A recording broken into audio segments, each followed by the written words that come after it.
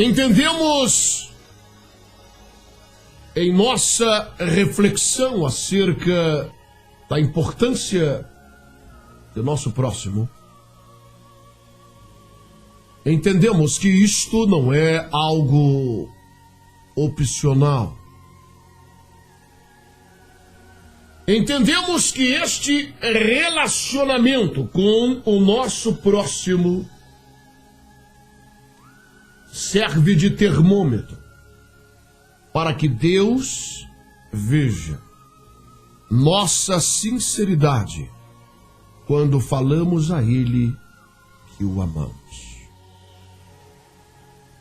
A afirmativa de Jesus na parábola do bom samaritano quebrou as pernas e os braços daqueles fariseus hipócritas. Porque é muito fácil você levar uma vida religiosa, declarando e professando fé em Deus, mas são as nossas atitudes em relação a nosso próximo que irá de fato definir a autenticidade de nossa fé. E isto é diferente, porque isto não fica apenas no campo filosófico. Isso não fica apenas no campo da oração, mas requer de mim e requer de você atitudes, ação, estender a mão, fazer alguma coisa. Bem, com certeza, nesta hora, muitos de vocês estão lembrando algo que Paulo ele escreveu. E não está errado, está certo.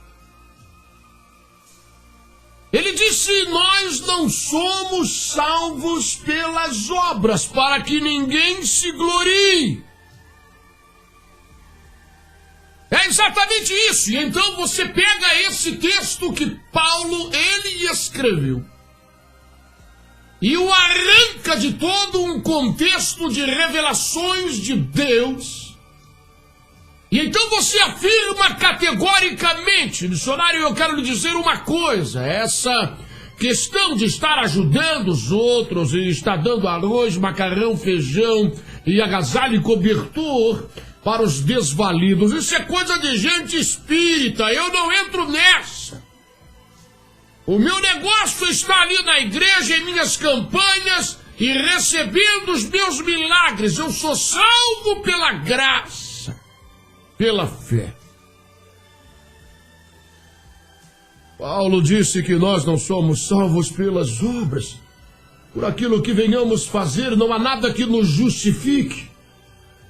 Ainda que nós venhamos entregar o nosso corpo para ser queimado pelos pobres, isso nada adianta, desassociado da autenticidade do cristianismo e do sangue derramado na cruz e do Espírito Santo que verdadeiramente nos transforma em novas criaturas e faz com que venhamos ter esses gestos, estas atitudes e praticar estas obras não com o intuito carnal de alcançarmos nossa salvação por alguma obra que venhamos fazer, mas fazemos porque somos transformados pelo Espírito Santo.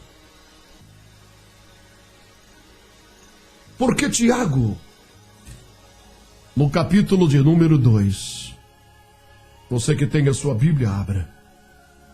Verso 14 em diante traz à tona uma revelação. E ela não contradiz o que Paulo está dizendo, o que ele afirmou é verdade. Não podemos nos salvar a nós mesmos. Somos salvos pela graça, pela fé em Deus. Agora, se esta fé for genuína e se essa graça de fato está sobre nossa vida, seremos novas criaturas, seremos transformados nossos sentimentos, nossos ideais, nosso padrão de vida, nosso caráter estará sendo moldado pelo Espírito Santo. E isto fará que nós venhamos ter o mesmo comportamento daquelas pessoas que vimos ontem à noite na igreja primitiva, que verdadeiramente amavam o seu próximo. Verso 14, ele diz assim: de que adianta, meus irmãos, escute isso, preste atenção, porque você não ouve isso em todo lugar, meu irmão. Nós estamos pregando o Evangelho. Nós estamos pregando a mensagem que os apóstolos pregavam. Nós estamos obedecendo a Jesus. Nós estamos falando pelo Espírito Santo. Você não vê isso em todo lugar. Não é essa a mensagem que você escuta por aí. Preste atenção. De que adianta, meus irmãos, alguém dizer que tem fé se não tiver obras? Preste atenção. Acaso a fé pode salvá-lo? Se um irmão ou uma irmã estiver necessitado de roupas ou do alimento cotidiano, e um de vocês lhe disser, vá em paz, aqueça-se, alimente-se, até satisfazer-se, sem, porém, lhe dar nada, de que adianta isso? Preste atenção no que Tiago está dizendo. Irmão, eu vou orar por você. Receba em nome de Jesus. Deus vai usar alguém. E se você não lhe der o que lhe é necessário, de que adianta isso? Assim também a fé por si só, se não for acompanhada de obras, está morta. Mas alguém dirá, você tem fé e eu tenho obras. Mostre-me a sua fé sem obras, e eu lhe mostrarei a minha fé pelas minhas obras. Você crê que existe um só Deus? Muito bem. Até mesmo os demônios creem e tremem. Insensato. Quer certificar-se de que a fé sem obras é inútil? Não foi Abraão, nosso antepassado, justificado pelas obras, quando ele ofereceu seu filho Isaque no altar? Você pode ver que tanto a fé como as obras estavam atuando juntas. A fé foi aperfeiçoada pelas obras. Cumpriu-se assim a escritura que diz, Abraão creu em Deus e isso lhe foi acreditado como justiça, e ele foi chamado amigo de Deus. Vejam que uma pessoa justificada por obras e não apenas pela fé. Caso semelhante ao de Raabe, a prostituta, não foi ela justificada pelas obras quando acolheu os espias e os fez sair por outro caminho? Assim como o corpo sem espírito está morto, assim a fé sem obras, ela está morta. Veja, eu não estou inventando isso. Eu estou lendo isto na Bíblia Sagrada. São textos esquecidos e menosprezados, porque eles não podem ser associados à campanha que motive a ambição de ninguém. Porque esse texto ele é contrário à ambição, ao espírito ganancioso. Ele não permite que você distribua envelopes na igreja, porque ele vai fazer doer a consciência das pessoas. Ele vai fazer as pessoas pensarem, eu estou vivendo uma vida pensando só em mim mesmo, eu não quero saber de ninguém, essa que é a verdade. E eu estou vendo Tiago fazer uma afirmação tão forte como esta, que a minha fé, se eu não tiver obras assim, se eu não praticar coisas assim, ela será morta. É como um corpo sem espírito, só tem aparência e nada mais.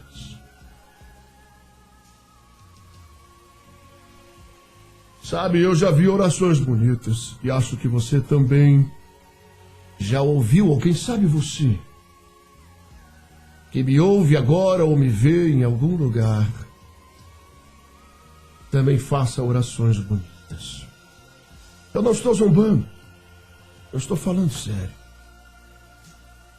E quantas vezes você já viu orações ou você mesmo já orou? Senhor,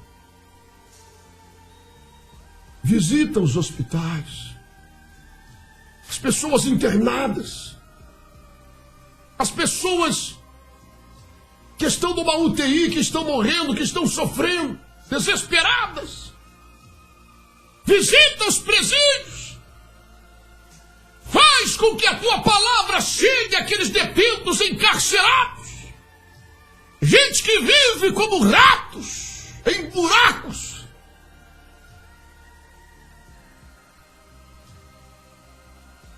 Tem misericórdia dos órfãos, das viúvas. Tem misericórdia daquelas pessoas que não têm o que comer. São orações belíssimas. Nem todos se lembram de fazê-las. E aqueles que fazem esse tipo de oração, eles terminam ela com uma espécie de satisfação pessoal. Poxa, eu orei pelos outros. Olha como eu sou. Olha como eu sou uma pessoa boa. Mas eu quero perguntar uma coisa a você, que faz esta linda oração. Até quando você vai pedir a Deus que Ele faça aquilo que Ele mandou você e eu fazermos?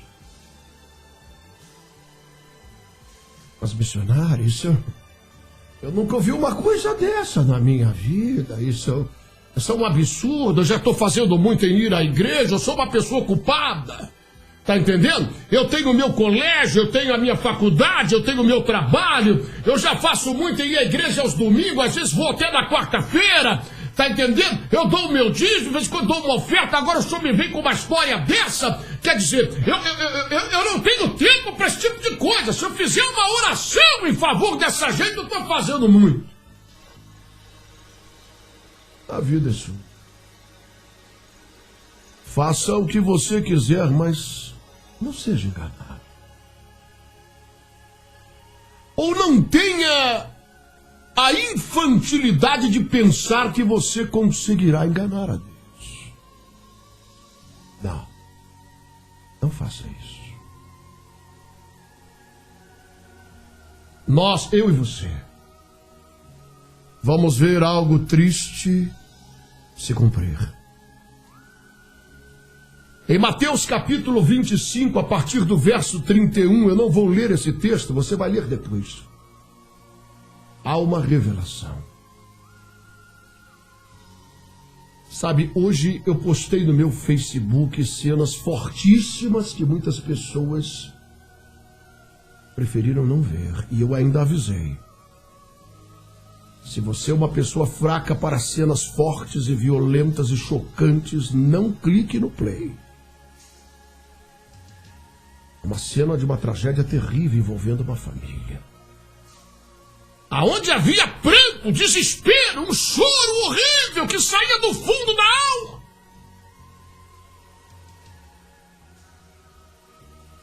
E quando eu vi aquela cena chocante, que me emocionou, o Espírito de Deus falou comigo. E ele disse: você está achando isto chocante? Essa dor, esse pranto, esse desespero? Você não faz ideia. Isto é apenas uma pequena demonstração do que significa a expressão choro e ranger de dentes. É isto, o juízo de Deus, o julgamento. Mateus capítulo 25, a partir do verso 31, há uma narrativa detalhada deste julgamento. E a narrativa começa a dizer que naquele dia, ele, Jesus, vai separar as ovelhas dos bodes, e ele colocará as ovelhas à sua direita e colocará os bodes à sua esquerda.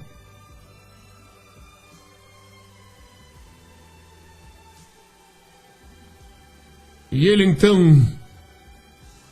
dirá às pessoas que estão à sua esquerda: apartai-vos de mim, malditos, para o fogo eterno, criado para o diabo e seus... Meu Deus do céu! Só em pensar na situação, estamos falando de uma tragédia eterna! Por isso a palavra de Deus expressa que ali haverá choro e ranger de dentes. Será algo terrível e catastrófico.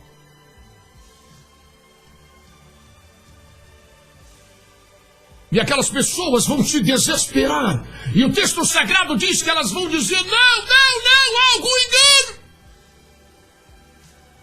Eu sou teu servo, eu sou tua serva, em teu nome eu expeli demônios, em teu nome eu curei enfermos, em teu nome eu profetizei.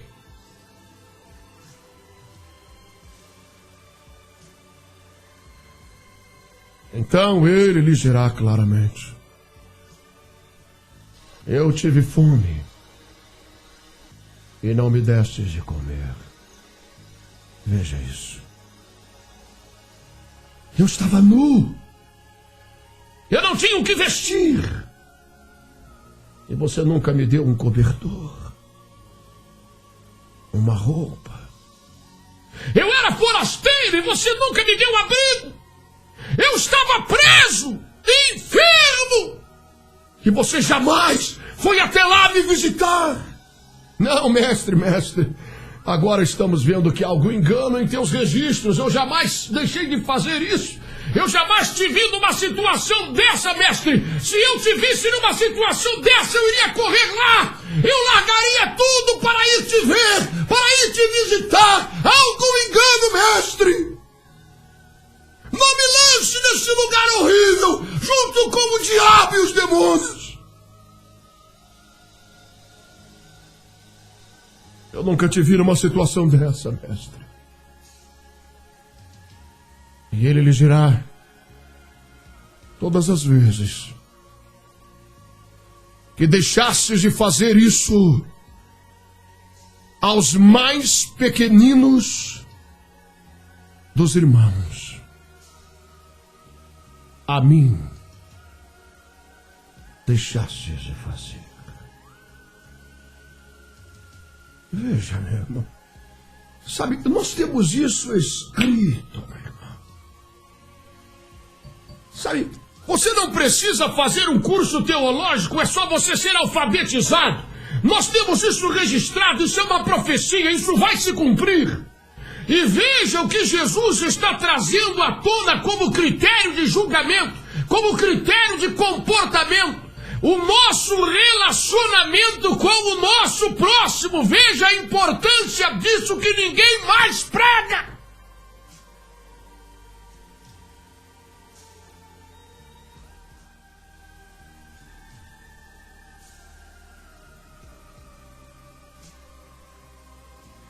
Sabe, eu poderia falar muitas coisas, mas nós temos que nos apressar aqui.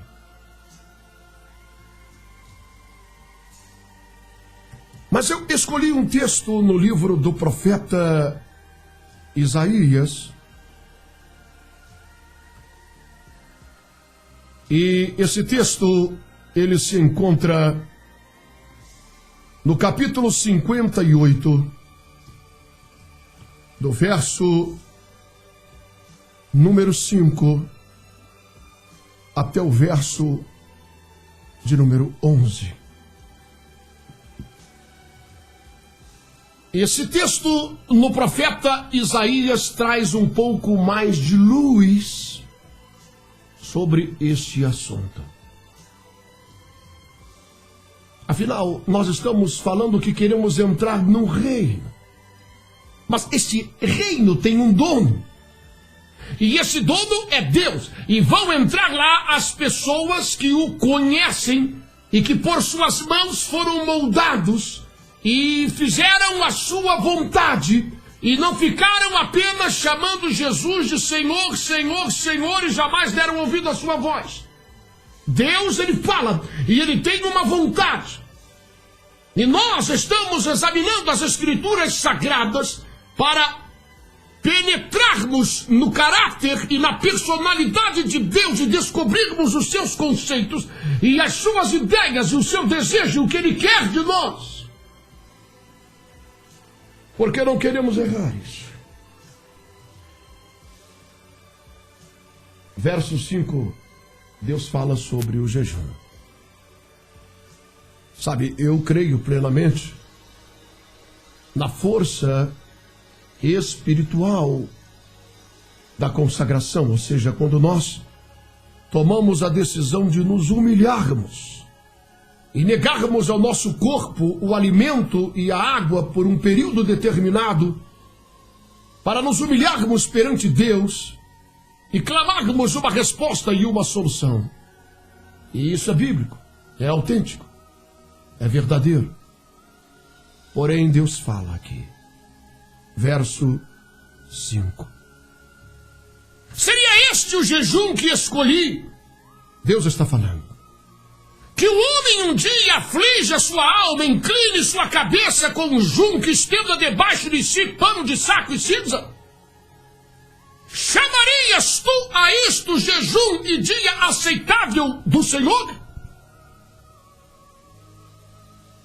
Porventura não é este o jejum que escolhi? Presta atenção. Isso não é uma opinião particular minha. Eu estou lendo a Bíblia Sagrada. Presta atenção. Deus está falando aqui. Porventura, verso 6. Porventura não é este o jejum que escolhi, que solte as ligaduras da impiedade, desfaça as ataduras da servidão, deixe livres os oprimidos e despedaces todo jugo. Porventura não é também que repartas o teu pão com o faminto e recolhas em casa os pobres desabrigados, e se vires o nu, o cubras, e não te escondas do teu semelhante? Então romperá a tua luz, como a alva, a tua cura brotará sem demora. A tua justiça irá diante de ti, e a glória do Senhor será a tua retaguarda. Então clamarás, e o Senhor te responderá. Gritarás por socorro, e ele dirá: eis-me aqui.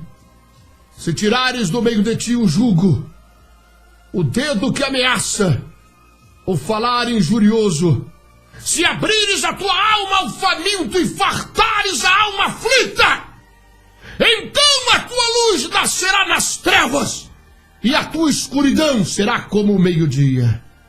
O Senhor te guiará continuamente e fartará a tua alma, até em lugares áridos, e fortificará os teus ossos. Serás como um jardim regado, como um manancial cujas águas jamais faltarão. Meu Deus. Que coisa, não? Talvez você esteja pensando: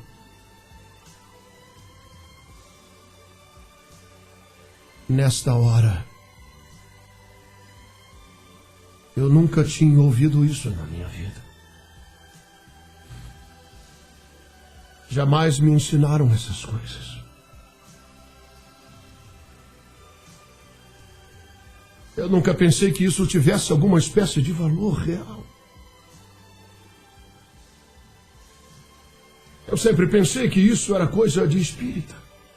Se preocupar com o seu semelhante.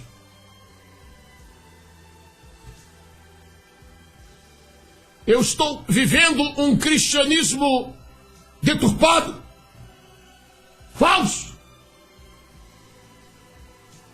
Eu estou sendo conduzido para o abismo. Eu estou como um cego sendo guiado por outros cegos.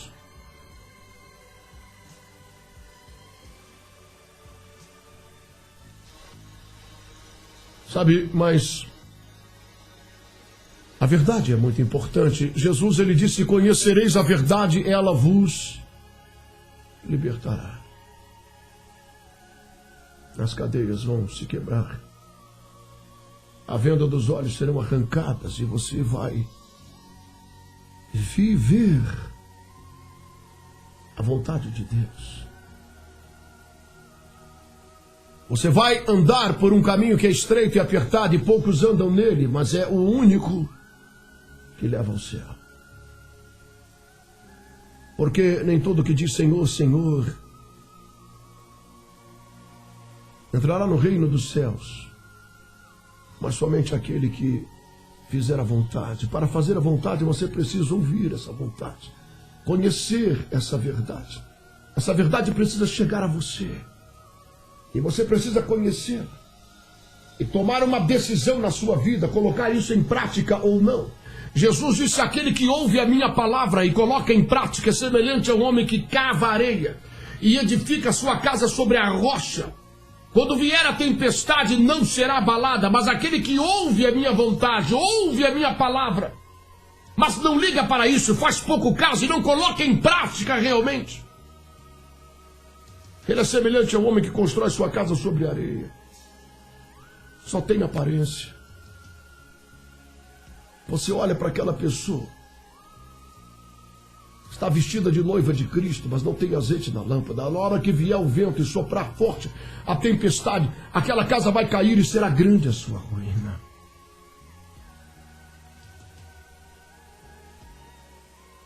No livro de Gênesis, no capítulo de número 18, verso de número 20 em diante. Gênesis 18, verso 20 em diante. Há o registro de um diálogo muito especial. O próprio Deus está falando com Abraão. E ele diz para Abraão: Abraão, eu tenho ouvido um clamor vindo de Sodoma e Gomorra. Este clamor me incomodou de tal forma que eu desci do céu para ver se realmente as coisas que ali sucedem correspondem a este gemido e a esse clamor que a mim tem chegado. Se assim for, destruirei todos que vivem naquele lugar. Você conhece a Bíblia tão bem ou melhor do que eu.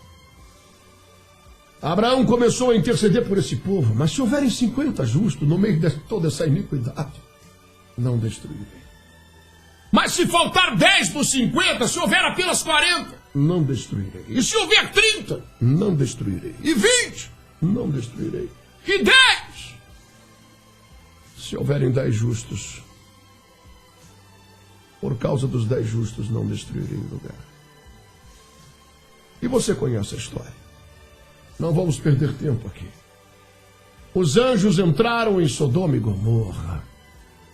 Um lugar de perversidade, de iniquidade, de promiscuidade sexual. A ponto dos homens quererem pegar aqueles anjos para praticarem sexo com eles. Ficaram cegos e então os anjos disseram para Ló, sobrinho de Abraão, que morava lá: arruma tuas trouxas e sai desse lugar. Deus vai mandar fogo e consumir todo esse lugar, destruirá tudo. Não olhe para trás.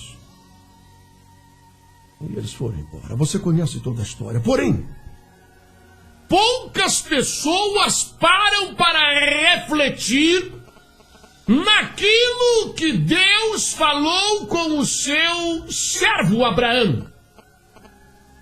Porque a grande maioria esmagadora das pessoas associam a destruição de Sodoma e Gomorra a iniquidade, promiscuidade sexual que havia naquelas duas cidades.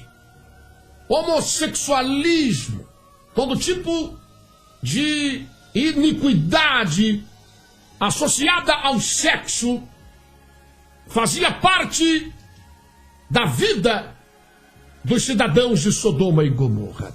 E a grande maioria das pessoas associam esses pecados. É claro, a Bíblia Sagrada define estas coisas como iníquas e pecaminosas e ofensivas aos olhos de Deus. Porém, Deus, ele disse para Abraão que havia chegado um clamor. Ele não está dizendo que viu a iniquidade, que viu os atos de promiscuidade sexual daquelas pessoas em Sodoma e Gomorra e desceu para julgá-los. Mas ele diz que ouviu um clamor. E por causa deste clamor ele desceu para ver. Quem clamava? Não haviam justos ali, nem 10. Somente Ló. A mulher dele ainda olhou para trás. E Ló estava ali não porque estava acorrentado. Ele não participava daquele bacanal, daquela orgia sexual. Mas para ele era interessante, ele não mudava dali porque aquela terra era próspera, uma terra de comércio, ele vivia de comércio, o negócio dele era grande. Embora ele não se contaminasse com toda aquela orgia, ele estava ali e não era ele que estava clamando nada. Se não era Ló que clamava porque o negócio estava de bom tamanho para ele, porque dava lucro.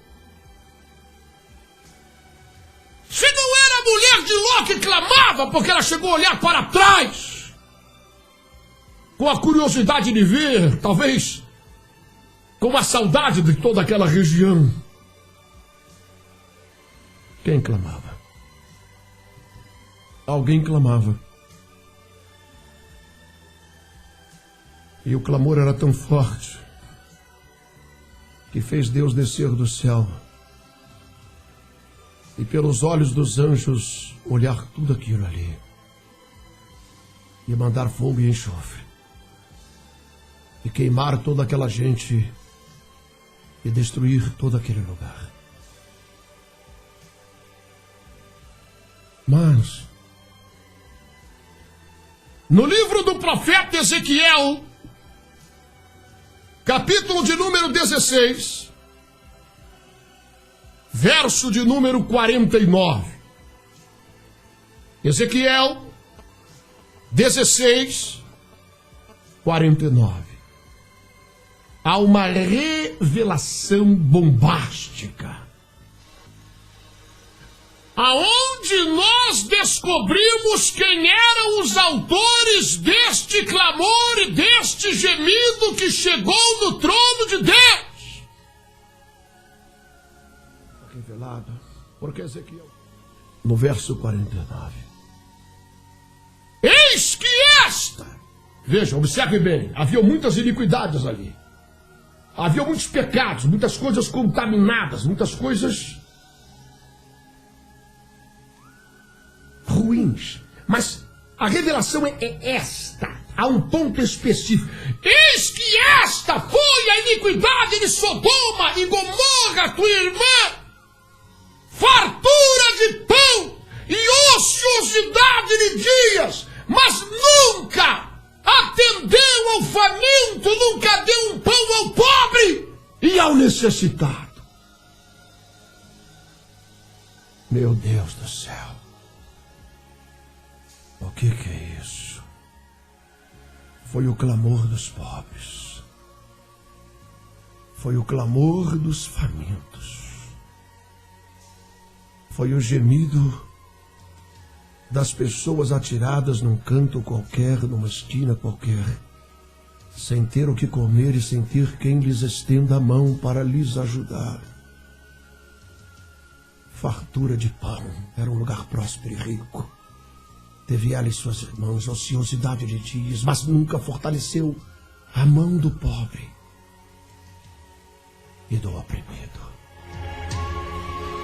Deus, sara essa nação com o teu poder. Bem amados, chegamos ao final. Até a próxima, em nome de Jesus.